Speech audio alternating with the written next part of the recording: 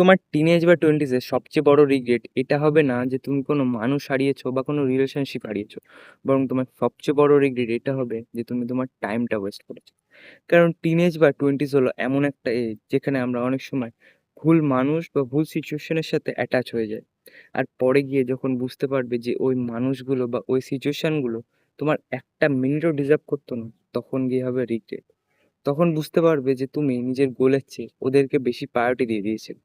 নিজের গ্রোথের দিকে ফোকাস করার বদলে তুমি পুরো এনার্জি ওদের পিছনে দিয়ে দিয়েছিলে। এবার সত্যিটা হলো, এই সময়টা সবাইকে খুশি করার জন্য না, এই সময়টা নিজেকে বিল্ড করার জন্য, তোমার ক্যারিয়ার বিল্ড করার জন্য, তোমার মাইন্ডসেট স্ট্রং করার জন্য, ভালো হ্যাবিটস ক্রিয়েট করার জন্য, আর এমন একটা ফিউচার তৈরি করার জন্য যেটা নিয়ে তুমি গর্ব করতে পারো। একদিন যখন পিছনে ফিরে তাকাবে, তখন হয়তো ভাববে, যদি আমি ওই সময়টা নিজের ওপর ইনভেস্ট করতাম, যদি আমি নিজের গ্রোথের ওপর আরো বেশি প্রায়োরিটি দিতাম, তাহলে আমার লাইফটা আজ অন্যরকম হতো।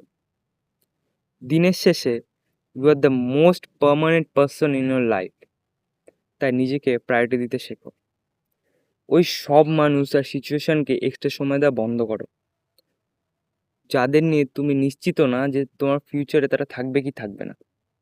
মনে রাখো, তোমার প্রাইম এজ আর কখনো কিন্তু ফিরে আসবে না। তাই এই সময়টা ওয়াইজলি ইউজ করো, নিজের বেস্ট ভার্সনটা বিল্ড করো। কারণ ফিউচারে তুমি তোমার আজকের ডিসিশনের উপর ডিপেন্ড করছো।